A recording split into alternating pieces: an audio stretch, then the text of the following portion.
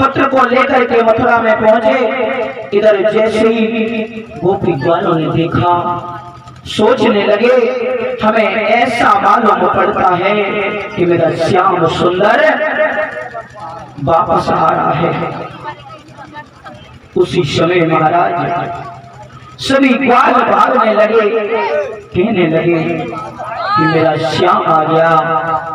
एक बड़ा प्रिय उनका मित्र था मधुमंगल, कहने लगा मैं अपने श्याम से बात नहीं करना चाहता, क्योंकि जो मित्र प्रिय मित्र होता है वो मित्र से नाराज हो सकता है, क्योंकि मित्रों की पहचान ही कुछ अलग होती है। उसी समय कहने लगा जब तक वो श्याम हमसे माफी नहीं मांगेगा तब तक मैं उससे बात नहीं करूंगा। उसी समय महाराज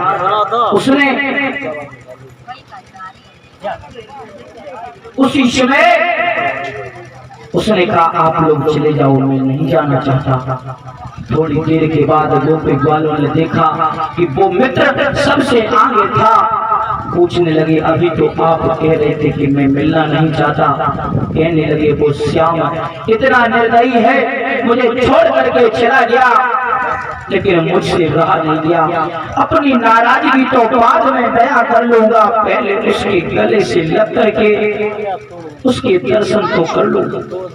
उसी समय सभी जब उस रथ के पास में पहुंचे, इधर देखा जब श्याम उस रथ पर दिखाई नहीं पड़े, सभी ग्वाल बाल परेशान हो गए, क्योंकि सोच रहे थे कि भगवान श्याम आने वाले हैं, लेकिन जब भगवान श्याम नहीं आए उसी समय सभी परेशान हो गए।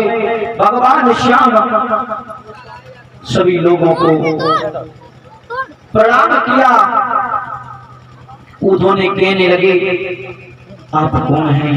कहने लगे मैं भगवान श्याम का मित्र हूँ। उसी समय कहा है कि मुझे मैया यशोदा के घर पे जाना है। मैया यशोदा के घर के लिए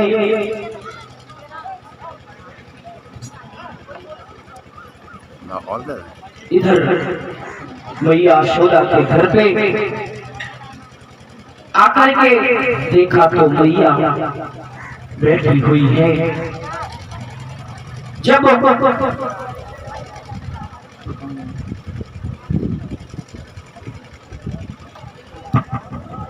माँ बैठी हुई है, क्योंकि जिस दिन से श्याम गए थे उस वृंदावन में ऐसा लगता था कि जैसे कि कोई प्राण खींच करके,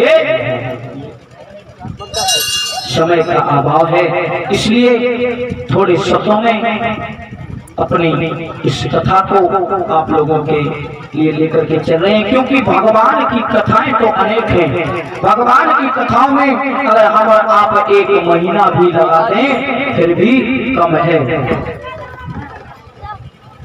उसी समय उद्धव से कहा आप कौन हैं? उद्धव ने उस पत्र को मां को दिया है। मैया ने जैसे उस पत्र को पढ़ा फूट फूट करके रोने लगी, क्योंकि माँ की ममता ही अलग होती है। माँ रोने लगी, कहने लगी अब मैं क्या करूं, मेरा श्याम मुझे छोड़ करके चला गया।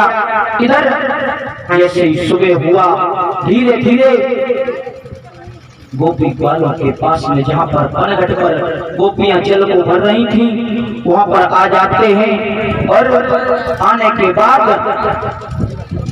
सब गोपियों ने कहा आप कौन हैं? उसी समय कहा है कि मैं श्याम का मित्र हूँ।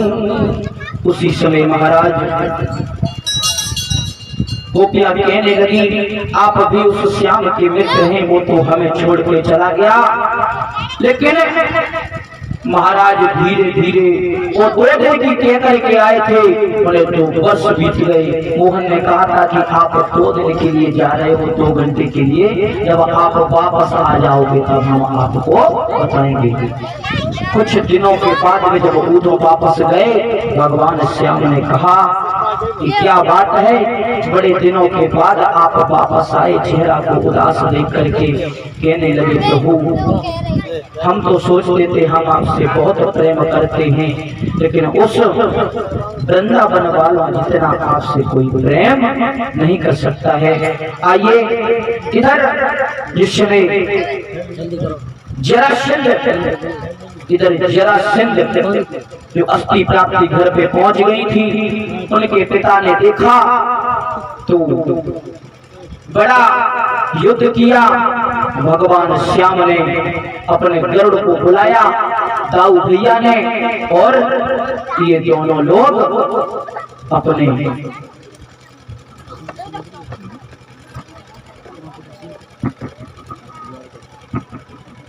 और ये लोग दोनों द्वारकापुरी में जाकर के बस जाते हैं। यहाँ से आगे बड़ी सुंदर कथा आएगी, आप लोग हमारे राधा जी के मुखारबिंद से श्रवण करेंगे, क्योंकि चलते चलते शब्दों में मैंने थोड़ा, क्योंकि समय का अभाव है, मौसम ज्यादा खराब हो रहा है, इसलिए सुबह थोड़ा लेट हो जाते हैं क्योंकि गर्मी बहुत बढ़ रही है। आइए एक प्रभु का भजन, उसके बाद में और जो भी हमारी माता बहनें नृत्य करना चाहती हैं नृत्य कर लें, क्योंकि हमारा आपका ये आखिरी दिन है और आज के बाद हम कल से